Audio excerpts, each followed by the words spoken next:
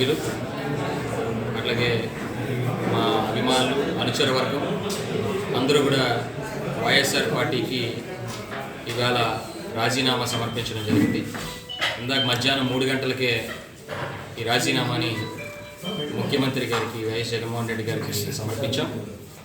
అలాగే విజయసాయి రెడ్డి గారికి, సజ్జల రామకృష్ణారెడ్డి గారికి కూడా సమాచారం పంపించడం జరిగింది. ఇది గత కొన్ని రోజులుగా ప్రజల అభిప్రాయాల్ని అందరినీ కూడా తీసుకోవడం, అలాగే మా అభిమానులు మాతో పాటు ఎన్నో సంవత్సరాలు మా రాజకీయ ప్రయాణంలో మాతో పాటు తోడై నీడై ఉండేటువంటి వారందరి దగ్గర నుంచి కూడా వారి సలహాలు స్వీకరించడం జరిగింది.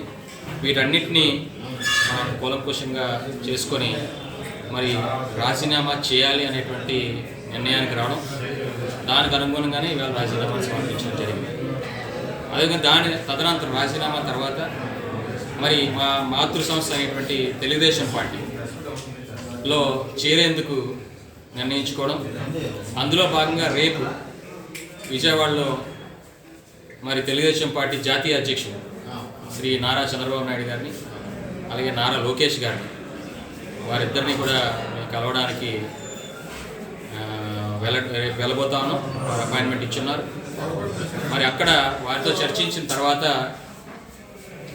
తదుపరి కార్యాచరణ మేము ప్రకటిస్తామని అది మీ అందరికీ తెలియజేసుకుంటా మమ్మల్ని ఆశీర్వదించమని కోరుతున్నాను.